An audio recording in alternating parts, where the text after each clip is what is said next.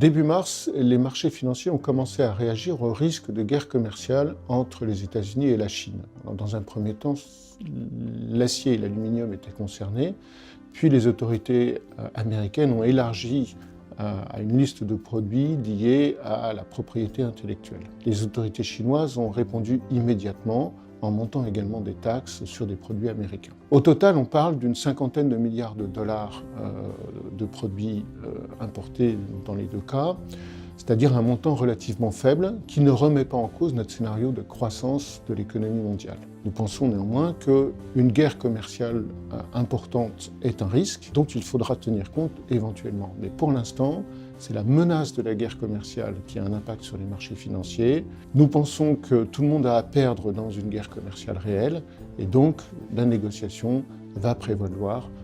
Nous ne sommes pas très inquiets sur ce risque de guerre commerciale au total.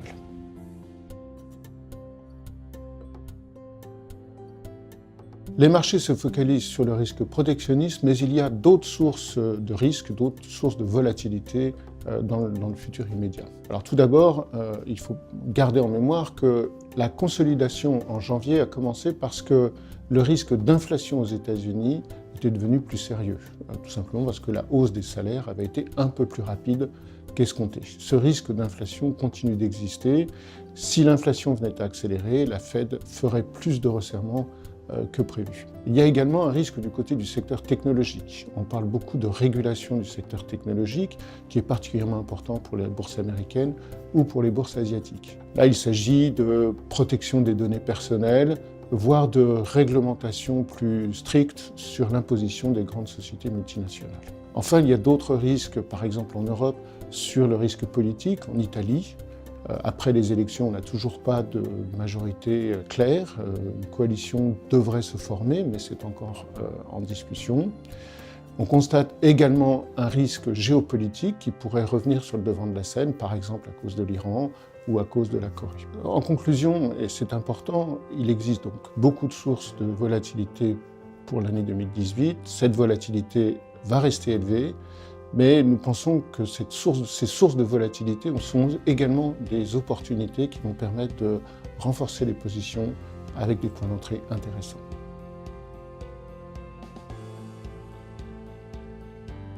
Donc nous restons persuadés que la tendance première reste à la hausse des bourses. Et pour des raisons simples, c'est que les fondamentaux continuent à être bien orientés.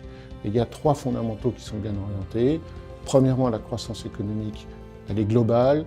Elle est modérée mais synchronisée et donc nous sommes assez confiants dans cette croissance de l'économie mondiale. Les indicateurs avancés continuent d'être très bien orientés.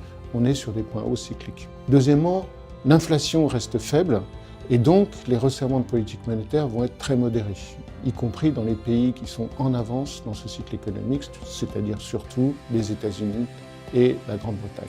Troisièmement, les profits des entreprises vont continuer de monter. Nous avons une croissance à 2 chiffres en 2018 qui devrait continuer en 2019 pour les bénéfices des sociétés cotées au niveau mondial. Ça, c'est un élément extrêmement important pour la valorisation des marchés actions. Donc au total, la tendance reste à la hausse, c'est notre conviction et c'est ce que je disais juste avant.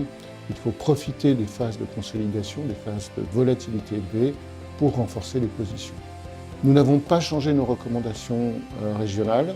Nous continuons de préférer l'eurozone et le Japon. De même, nous n'avons pas modifié nos recommandations sectorielles. Nous restons très orientés sur les financières et les cycliques. Merci pour votre attention.